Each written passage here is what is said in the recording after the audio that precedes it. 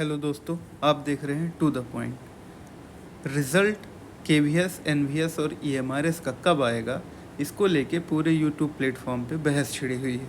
कोई बता रहा है मेरे अंदर के लोग रहते हैं, कॉपी जच चुकी है, रिज़ल्ट बन चुका है, बस पब्लिश करना बाकी है। बहुत सारे लोग डेट पे डेट दे रहे थे, 27 को आ जाएगा, 28 को आ जाएगा, 29 को आ जाएगा। दोस्तों आज 31 में है और रिज़ल्ट अभी तक नहीं आया है। 10:24 हो रहे हैं, रिज़ल्ट अभी तक नहीं आया है। और अगर हम बात देखिए, मैं पहले बता दे रहा हूँ, मेरा कोई भी सोर्स नहीं है, कोई भी अंदर नहीं है जिसने मुझे बताया हो कि अभी कॉपी जच गई है या बची हुई है, या किसी ने मुझे नहीं बताया कि रिज़ल्ट कब आएगा। लेकिन अगर हम साइंटिफिक तरीके से देखें तो आप देखिएगा, लगभग मैं आपको सटीक जानकारी दे रहा हूँ, लगभग नहीं 100% श्योरिटी के साथ मैं ये बात कह रहा हूँ। अगर हम साइंटिफिक बेसिस लेके चलें तो आप देखिए कि अगर हम सबसे पहले ईएमआरएस की बात करें तो ईएमआरएस का दोस्तों, अगर हम ईएमआरएस की बात करें तो ईएमआरएस का टियर 1 का एग्ज़ाम कब हुआ था। आप देखिए, इसका एग्ज़ाम हुआ था 13, 14 एंड 21 दिसंबर 2025 को एग्ज़ाम हुआ था। और अगर हम बात करें कि इसकी आंसर की कब आई थी, इसकी आंसर की अब आपको कब देखने को मिली थी, 4 जनवरी। प्रोविज़नल आंसर की बात कर रहा हूँ, 4 जनवरी को देखने को मिले थी। और उसके बाद इसका रिज़ल्ट कब डिक्लेयर हुआ था दोस्तों, इसका रिज़ल्ट डिक्लेयर हुआ था 31 जनवरी। तो आंसर की और रिज़ल्ट डिक्लेरेशन की डेट को अगर आप देखेंगे तो लगभग 27 डे, बीच में कितने दिन का गैप है, 27 डे में क्या हुआ होगा। आपने प्रोविजनल आंसर की देख के और वहाँ पे क्या किया दोस्तों, अपने वो लगाए कि हाँ आप किन किन क्वेश्चन पे ऑब्जेक्शन है, उनके पास जब ऑब्जेक्शन चला गया, जब लास्ट डेट ख़त्म हुई, उन्होंने एक कमिटी बनाई और हर सब्जेक्ट एक्सपर्ट की एक कमिटी बनाई गई। उन्होंने क्वेश्चन को देखा, ठीक है बदला या नहीं बदला, पैसा कमाया क्या किया, उस डिबेट पे हम नहीं जा रहे हैं।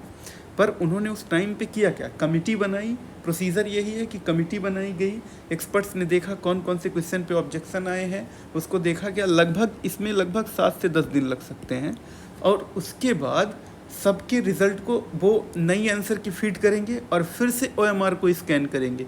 आप खुद ही सोच के देखिए, अगर 2-3 आंसर भी सबके बदले जा रहे हैं, एक भी आंसर बदल रहा है तो आंसर की चेंज होगी और फिर से आपके ओएमआर को स्कैन किया जाएगा। इसीलिए इतना टाइम लग रहा है। तो फिर से आपके ओएमआर को स्कैन किया गया और फाइनली 27 डे के अंदर रिज़ल्ट को कंपाइल किया गया और 31 जनवरी को रिज़ल्ट पब्लिश कर दिया गया।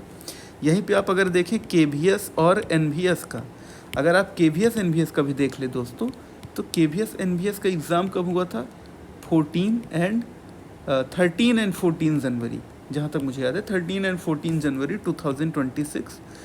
और आप अगर हम इसकी बात करें तो इसकी दोस्तों आंसर की कब आई थी, आंसर की आई थी इसकी 31 जनवरी को, जब ईएमआरएस का रिज़ल्ट आया तब इसकी आंसर की आई। और फिर आप अगर देखें इसका रिज़ल्ट कब आया, रिज़ल्ट डेट देखें तो 28 फेब को इसका रिज़ल्ट आया। 28 फेब मतलब आप देखिए यहाँ पे कितना, 28 डेज़। यहाँ पे कितना आपको देखने को मिला, 27 डेज़ ईएमआरएस के केस में। केवीएस के केस में आपको देखने को मिला 28 डेज़, लगभग वही बात है, 27, 28 लगभग यही बात है। अब अगर आप देखें टियर 2 में दोनों की आंसर की सेम टाइम पे आई। टियर 2 खास है दोस्तों, दोनों की आंसर की कब आती है, सेम टाइम पे आती है। कब आती है आंसर की, आंसर की आपको देखने को मिलती है 13 मई को आंसर की देखने को मिलती है दोस्तों, 13 मई को। तो अगर हम 13 मई में 27 ऐड कर दें या 28, आप कहिए 30, 13 से 13 जून इज़ द लास्ट। अगर हम इसमें 27 ऐड कर दें, 27, तो लगभग ये 9 जून होता है। 28 ऐड करेंगे दोस्तों आप तो 10 जून होगा, 29 ऐड करेंगे 11 जून होगा, 30 ऐड करेंगे 12 जून होगा। तो आप दोस्तों लिख के ले लीजिए, आप इस बात को कहीं लिख लीजिए, मैं वीडियो नहीं डिलीट करूँगा।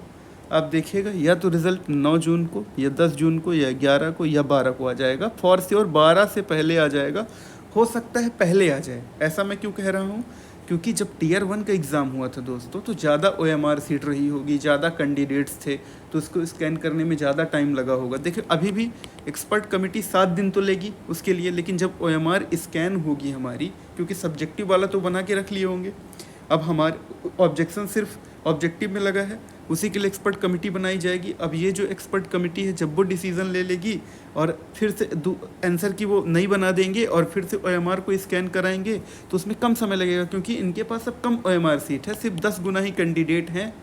तो मान लीजिए तीनों अगर हम वैकेंसी को कंबाइन करें तो लगभग 21,000 वैकेंसी है, 7-7 हज़ार तीनों में मान लें अगर हम, 2,10,000 वैकेंसी है। और पहले कैंडिडेट कितने थे दोस्तों? पहले लगभग 14 लाख 15 लाख ऐसा बताया जाता है कि फॉर्म फिल हुआ था। तो अभी 2,10,000 इतने ही कैंडिडेट है, तो हो सकता है 4-5 दिन कम भी लगे।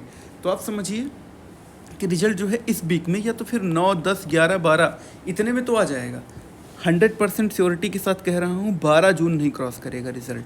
आप देखिए अगर 12 जून क्रॉस करेगा तो मैं वीडियो बनाना बंद कर दूंगा। आप आइएगा, कमेंट करिएगा, देखिएगा 12 जून नहीं क्रॉस करेगा। Thank you.